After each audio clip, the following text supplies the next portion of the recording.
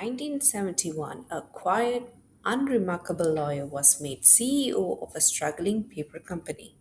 20 years later, he had beaten Procter and Gamble, beaten every analyst who mocked him, built the number one consumer paper company in the world. When asked his secret, he didn't talk about strategy, he didn't talk about vision. He said, I never stopped trying to become qualified for the job. That man's name was Darwin Smith, and what he practiced without ever naming it is one of the most important leadership discovery over the last 50 years. Before I tell you what that is, I want you to think of something. Think of the best teacher, mentor, or boss you ever had. Not the most charismatic, not the one who got the most attention, the one who actually changed something in you. Chances are they weren't loud. They weren't chasing credits. They were quieter than you expect. That person was practicing something researcher Jim Collins eventually gave a name to. Level 5 Leadership. In 1996, Collins and a team of researchers studied 1,435 companies over 40 years, trying to find out what separates good companies from truly great ones. They found just 11, and every single one of those 11 companies was run by the same rare type of leader. Collins mapped five levels of leadership. Most leaders top out at level 4, strong, visionary, inspiring. But level 5 is different. Not more skill, different in kind. Level 5 leaders are walking contradiction, intensely ambitious, but never for themselves, fiercely driven, wrapped in genuine humility. Collins called it iron will inside velvet gloves. Here's the single most powerful idea from Collins' research, and the one that I think about the most. Picture a leader who just had an incredible year, amazing results. A reporter asks, how did you do it? The level 5 leader looks out the window. My team did this. We got a little lucky. It wasn't me, it was them. Now, the same leader, a year later, something went wrong. This time, the reporter returns and asked, what happened? The leader looks in the mirror. I made the wrong call. This one's on me. Window for credit, mirror for blame. Now flip it.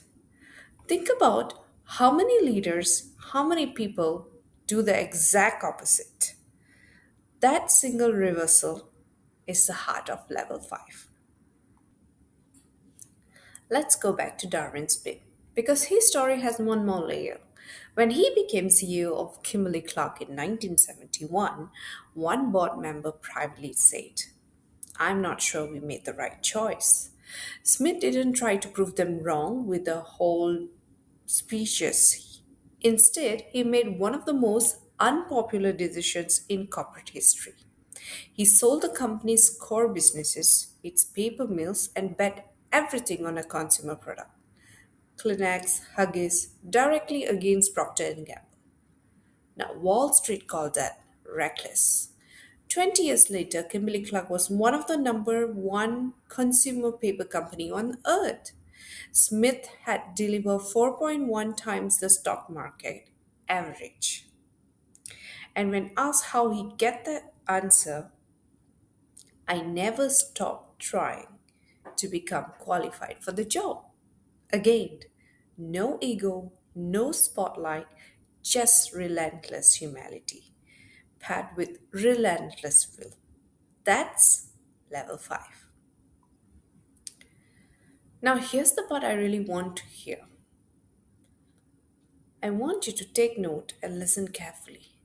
You don't need a corner office to practice this. If you're a teacher, a parent, a manager, a mentor, anyone who just shows up consistently for someone else's growth, you are already closer to level 5 than most CEOs in the world. teaching a child, developing a junior colleague, giving credit publicly, taking responsibility quietly. That is already a level 5 act. The only question is, are you doing it on purpose? So here's my challenge to you starting this week, next time. Something goes right. Don't reach for the credit. Look out the window, name the people who made it happen, say their names out loud in front of others. Next time something goes wrong, don't look for someone to blame. Look in the mirror first, own it fully, completely. No excuses, no deflecting, no well technicality. Nothing. I know it sounds simple, but it's not easy. Because the world rewards the loud, it rewards the leaders who take credit fast and deflect blames faster. We are surrounded by people chasing the spotlight, but the world remembers something different. It remembers the quiet ones, the ones who showed up again and again for something bigger than themselves, the ones who never needed to applause for keep going on. That's not a leadership style that you're born with. It's a decision you make quietly, deliberately, every single day. Do that consistently without needing anyone to notice, and you won't just be a good leader, you will be level 5.